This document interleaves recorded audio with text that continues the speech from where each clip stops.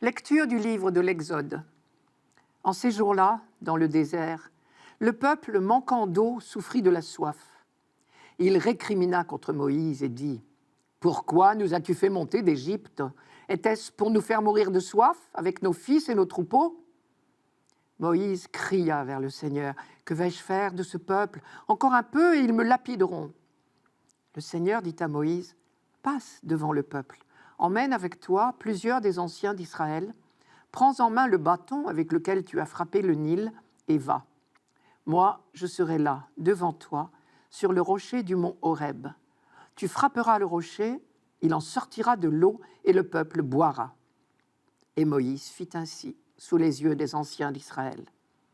Il donna à ce lieu le nom de Massa, c'est-à-dire épreuve, et Mériba, c'est-à-dire querelle, parce que les fils d'Israël avaient cherché querelle au Seigneur, et parce qu'ils l'avaient mis à l'épreuve en disant « Le Seigneur est-il au milieu de nous, oui ou non ?»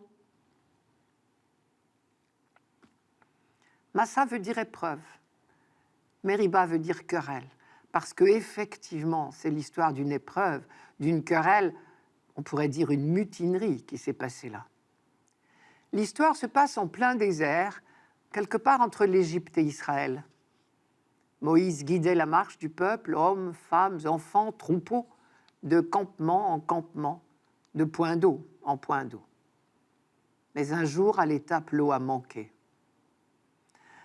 On imagine bien qu'en plein désert, en pleine chaleur par-dessus le marché, le manque d'eau peut vite devenir gravissime et cela peut dégénérer.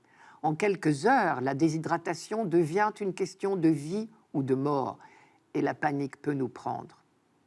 Ce n'est évidemment pas la bonne attitude. La seule bonne attitude serait la confiance. Il aurait fallu trouver la force de se dire « Dieu nous veut libres, il l'a prouvé, donc il nous fera trouver les moyens de survivre. » Et au lieu de cela, la panique a pris tout le peuple et ils s'en sont pris à Moïse. C'était tentant de s'en prendre à lui. Parce que c'est bien joli de fuir l'Égypte pour conquérir sa liberté. Mais si c'est pour mourir ici, en plein désert, à quoi bon? Mieux vaut être esclave et vivant que libre et mort. Et comme en plus, on a toujours tendance à embellir les souvenirs, ils commençaient tous à s'attendrir sur le passé et sur les délicieuses marmites et l'eau en abondance qu'ils avaient chez leur maître en Égypte.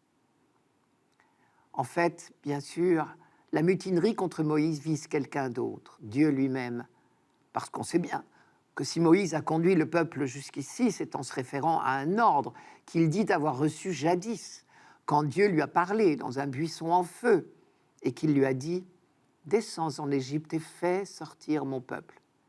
Mais qu'est-ce que c'est que ce Dieu qui prétend libérer une nation et qui l'amène crever de faim et de soif dans un désert stérile?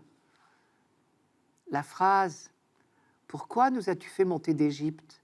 Était-ce pour nous faire mourir de soif avec nos fils et nos troupeaux ?» Cette phrase peut vouloir dire deux choses. Dans un premier temps, on trouve que Moïse s'est bien mal débrouillé. Tu nous as fait sortir d'Égypte, c'est entendu. Mais si c'est pour en arriver là, tu aurais mieux fait de t'abstenir. Et puis, les heures passant, le ton monte et l'angoisse aussi. Et on en arrive à faire un véritable procès d'intention à Moïse et surtout à Dieu sur le thème « Ah, mais on a compris, tu nous as fait sortir, tu nous as amenés au fin fond du désert pour qu'on y meure de soif, pour te débarrasser de nous. » Alors, le texte dit que Moïse se mit à crier vers Dieu. « Que dois-je faire pour ce peuple? Encore un peu et ils me lapideront. » Et Dieu répond ce qu'on a entendu. « Emmène avec toi plusieurs des anciens d'Israël, il faut des témoins. Prends en main le bâton avec lequel tu as frappé le Nil et va. Moi, je serai là, devant toi, sur le rocher du mont Horeb. Tu frapperas le rocher, il en sortira de l'eau et le peuple boira. » Alors Moïse a frappé le rocher et le peuple a pu étancher sa soif. Cette eau qui jaillit, c'est la soif apaisée d'abord. Et déjà, c'est un immense soulagement. Mais c'est encore plus. C'est la certitude retrouvée que Dieu est bien là, au milieu de son peuple, comme on dit, c'est-à-dire à ses côtés, et qu'il mène lui-même son peuple sur le chemin de la liberté, ce dont on n'aurait jamais dû douter.